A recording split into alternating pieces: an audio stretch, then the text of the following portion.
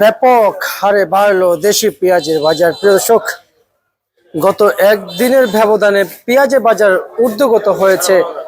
বর্তমান যে বাজারে আমরা দেখতে পাচ্ছি ক্রেতা রয়েছে এবং ঊর্ধ্বগত হয়েছে কেজিতে 5 টাকা থেকে 7-8 টাকা পর্যন্ত।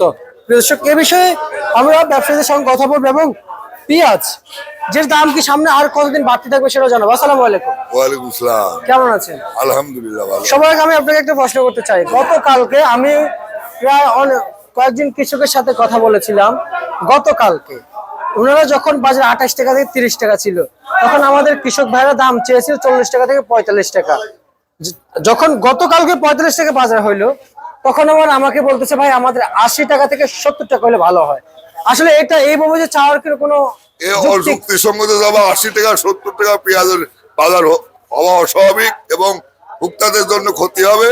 এবং 80 টাকা 70 টাকা পেঁয়াজ উৎপাদন করতে খরচ হয় না, সর্বোচ্চ খরচ হয় 45 টাকা থেকে 50 টাকা। বুঝলেন, কৃষকের যে কস্টিং খরচ হয়েছে, বুঝলেন, উৎপাদন খরচ হয়েছে, এখন আজকে যে বাজারে বিক্রি হচ্ছে 5 কেজিতে 8 টাকা 10 টাকা লাভ হচ্ছে।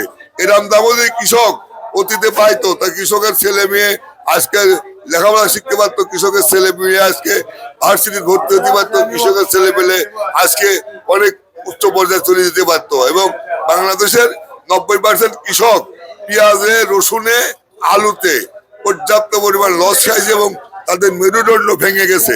এখন 10% মুড়ি কাটা কৃষক দাম পাবে এবং বাতি যাচ্ছে, সেটাও 4-5 দিন বাজারটা থাকবে।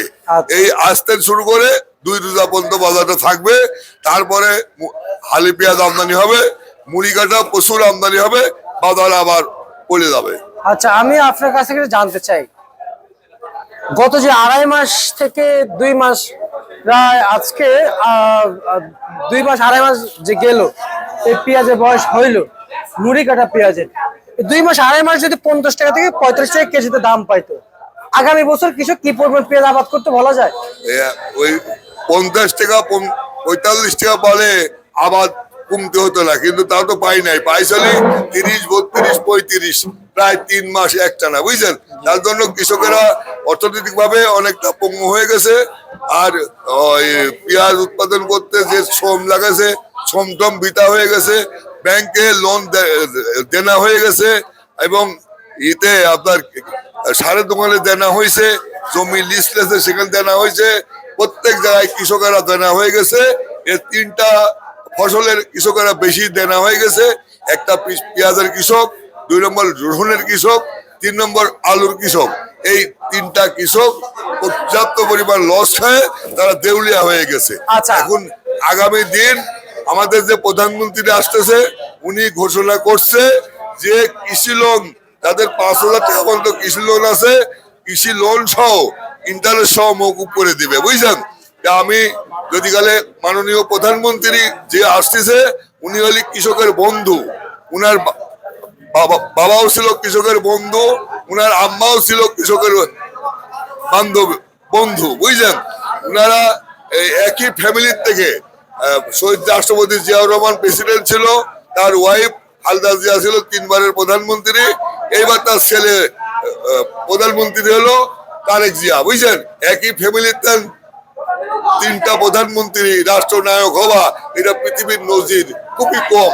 পৃথিবীতে এরম নজির খুব কম আছে, একমাত্র এটা গণতন্ত্র রাষ্ট্র, এক ফ্যামিলিতে 3 জন প্রধানমন্ত্রী হওয়া, রাষ্ট্রনায়ক হওয়া, এটা পৃথিবীর কয়টা রাষ্ট্রে আছে জানা নাই।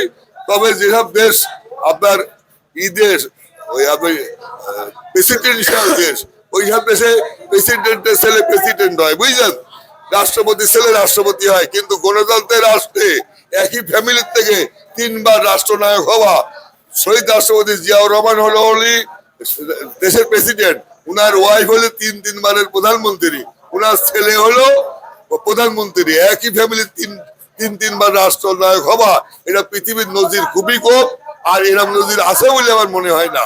আমি আপনার মাধ্যমে অনুরোধ করবো, সবিনয় অনুরোধ করবো, যে প্রধানমন্ত্রী আসতেছে এ হলে কৃষকের বন্ধু, কৃষকের ভাই। বুঝলেন, এইটা উনাকে আমি বলবো, আপনি যে কৃষি লোন মাফ করে দিতে চাইছেন, এটা মাফ করবেন, ক্ষুদ্র লোন এগুলা ইন্টারেস্ট সহ মাফ করবেন, আর প্রমোদনা লোন এগুলা মাফ করবেন, আমি আপনার মাধ্যমে মাননীয় প্রধানমন্ত্রী অনুরোধ করতেছি। আচ্ছা, এই এবং আগামী দিন আপনি প্রধানমন্ত্রী হয়ে আসলে কৃষকের পাশে দাঁড়াবেন, তেলের দাম কমাবেন, সারের দাম কমাবেন, কীটনাশকের দাম কমাবেন এবং কৃষকের 4% ইন্টারেস্টে লোন দিবেন, বুঝলেন? যদি শিল্প কারখানার লোন দিয়ে দেখছে, আপনার বাবাও দেখছে, আপনার আম্মা দেখছে, আপনার শিল্প কারখানায় লোন কম দিবেন, কৃষকের পাশে লোন বেশি দেন, কৃষকের পাশে বিনিয়োগ করেন। এই দেশে সোনার মাটি, পৃথিবীর এত সুন্দর মাটি আলা দেশ, এত সুন্দর মাটি আর পৃথিবী কোনো কান্ট্রিত নাই। এই দেশে যেখানে হাত দিবেন সেখানে খাবার পাবেন, যেখানে হাত দিবেন, মাটিতে হাত দিবেন খাবার পাবেন, নদীতে হাত দিবেন খাবার পাবেন, উপরে হাত দিবেন খাবার পাবেন। এত সুন্দর মাটি পৃথিবীর কোথাও নাই, এই বাংলাদেশের যে মাটি। তাই মাননীয় প্রধানমন্ত্রীকে আমি সবিনয়ে অনুরোধ করব, বহুত বিনিয়োগ করেছেন ইন্ডাস্ট্রিতে, বহুত ব্যবসায়িক বিনিয়োগ করেছেন, অনেক লগ্ন শিল্প হয়, আবার দিয়া লাগে টাকা।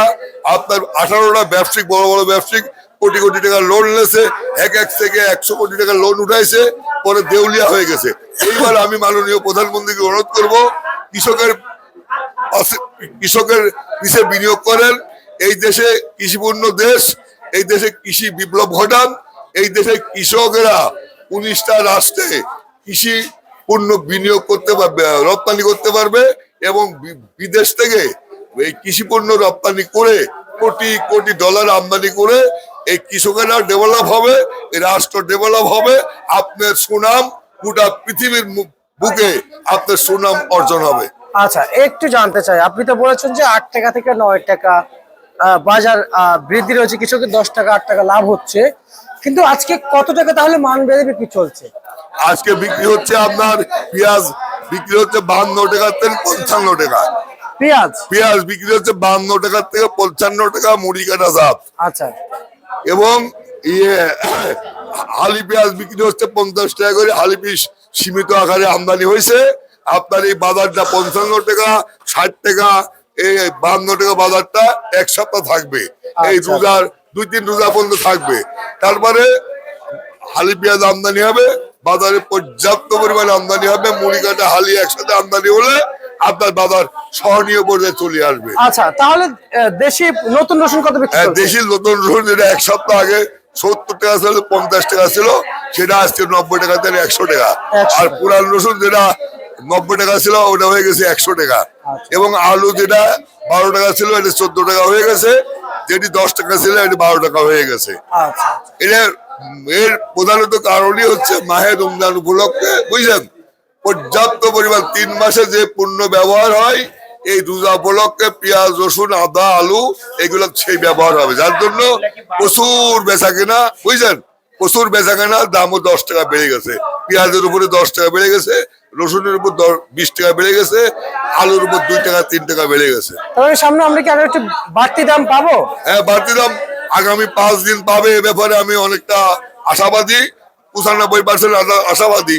আগামী 5 দিন বাজার ভালো থাকবে এবং 2-3 রোজায় যায় হালি পেঁয়াজ, মুড়ি কাটা পেঁয়াজ এক লগে আমদানি হলে তখন বাজারে আবার পড়ে যাওয়ার সম্ভাবনা বেশি আছে।